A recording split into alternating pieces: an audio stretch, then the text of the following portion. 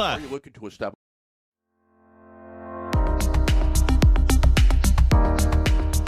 And we're back. You're listening to IBGR, the International Business Growth Radio Network. My name is William Eastman. I'm a host for today's show.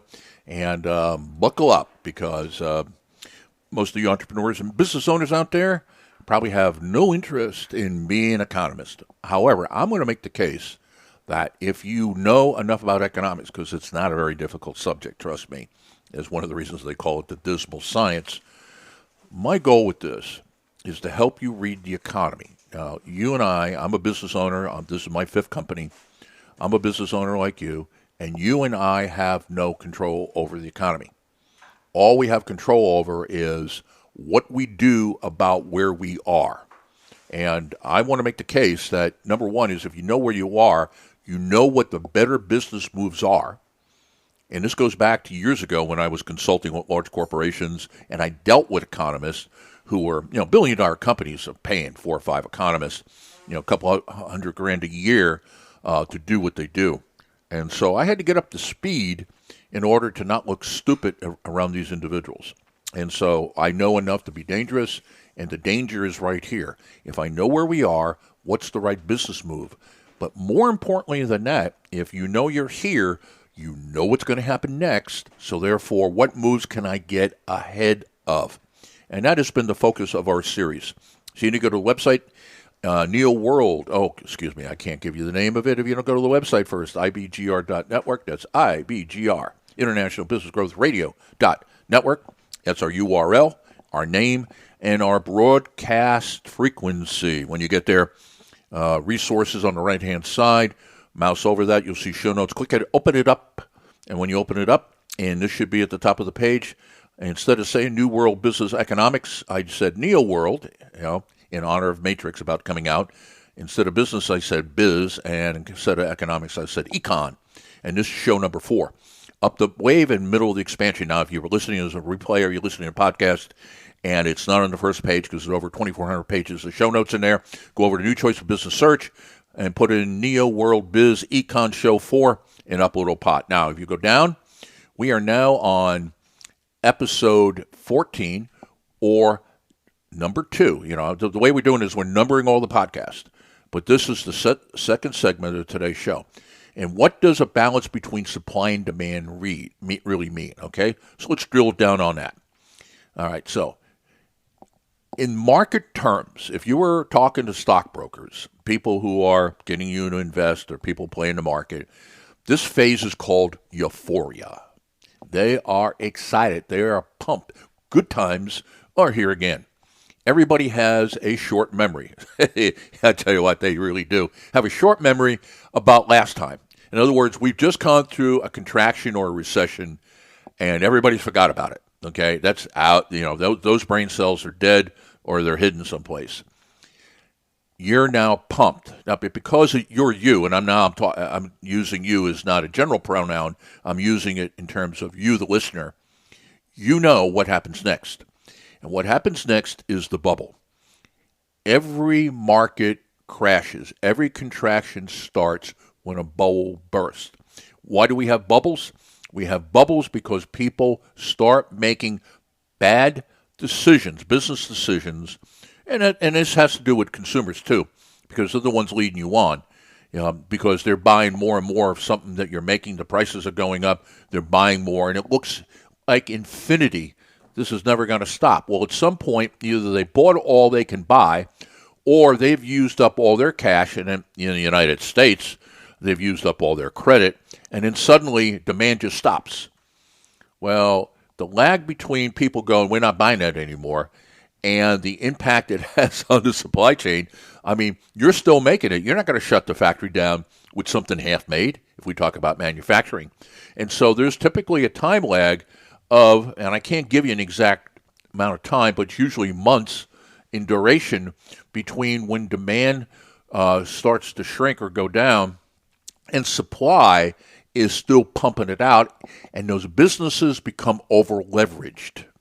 And now suddenly they're spending money on stuff they can't sell. And one of the reasons for it is that they stayed at the table too long. But we'll get to that. So here we are. And so expand. So what I'm saying to you right now is there's a ton of money on the table. Get your bag out and sweep out as much as you can within the back of your mind, knowing that this is coming to an end. And the question is, when do you want to get up from the table? Now, what we're going to be talking about is your business moves, and I'm kind of moving in that direction. So what we've done up till now is we've talked about going back after your old customers, going after customers that you used to have, who you don't have anymore, going after the customers that you currently have so that they can expand their buying. But also what you've done in the early stages of the expansion is your competitors are weakened or gone. Go take market share from them. And so that is what should have happened. So now you are ahead of the curve. Everybody else is trying to catch up to you. You now should have a pretty good revenue reserve. So what do you do with it? All right. So let's talk about what this balance looks like before we get into prescriptions. All right. So supply and demand are in balance with prices going up. And as I said before, in any economy that is market-based, not command economy like socialism, but any capitalist economy, price is the key piece of information that moves people. It moves buyers, it moves sellers, okay? It moves suppliers and builders. What you're going to see here, how do I know this is going on? Well, the jobless rate is going down. And more than likely, it's accelerating as it's going down. So not only is it less, but it's picking up speed. The trend is down and faster down, meaning fewer and fewer people are applying for some sort of assistance from a state or local government. Also, what you're going to see is labor participation rates are increasing. So these are two numbers that get posted every month that you as a business owner ought to pay attention to, because these are all indicators. Now, will all of them be together? Here's what I'm going to tell you. If they're all trending the same way, then you're in an expansion or a contraction, depending upon the trending. If they're all over the place, then more than likely you're at a trough or a peak. In other words, they're moving sideways. They don't have an opinion yet. What you're going to be looking at are three clear statistics besides this. So you're looking at jobless rate or unemployment claims. You're looking at labor participation rate. You're looking at what's called the PPI, the Producer Price Index. And this is kind of a leading indicator because this is what's going on with the people who are making whatever people are buying. And what you're going to see is the Producer Price Index, the PPI, is going up, and it's probably accelerating up. It's picking up pace. So those are three metrics. Here's a fourth one, the CPI. The Consumer Price Index is also increasing. Prices are going up. Now, whether it's inflation or just a normal return, different conversation for a different day. Given the school of economics I come from, the Austrian school, I will tell you that inflation never comes from any of this. Inflation comes from printing money supply, but overprinting it. But other people would disagree with that. That's fine. Different conversation. So we got PPI, we got CPI, Consumer Price Index. Let me give you one more, and that is CCI, Consumer Confidence Index. And this is key because this is the predictor of whether or not people are going to make future buying decisions. In other words, what they're looking at the security of their job. They're looking at the available cash that they have on hand.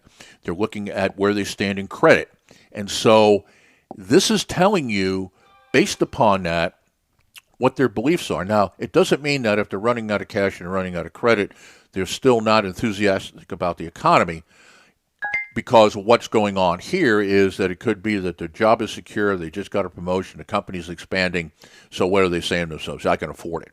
So this is the emotional part of it, and I want to pay attention to. Now, finally, the last two is I'm looking at inflation, and inflation might be, as they're defining it, might be creeping up a little bit, but nobody seems to be really concerned about it yet. All right?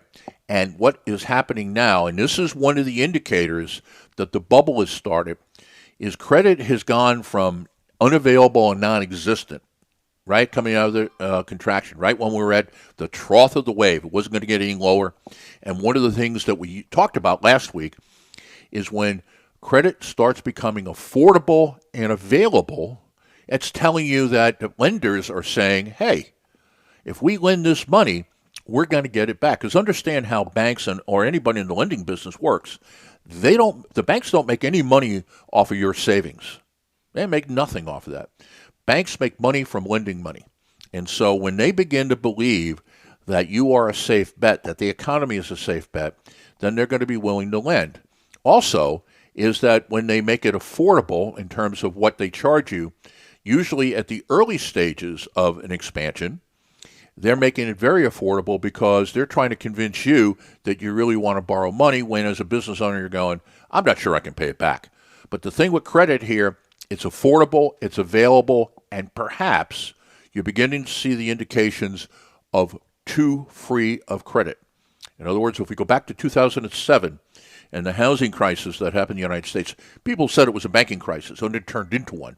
But it wasn't. The cause of that was the housing market. The effect of that was the banking, because what they were doing is they were giving loans to people who could not afford the houses that they had. Why? Because the government was guaranteeing the loans. Well, think about if you're a lender, your bank. I'm going to give you this money. I know that you can't afford it, but then when you default, I take the house back. So I'm really in the house flipping business, and I don't lose a penny. Why? Because the government is guaranteed every dollar that I picked up. When you begin to see things like that, whether it's prime, whether the prime is coming down or subprime for borrowing for a house, or business loans, or subprime for, say, buying a car, you know that the bubble has started.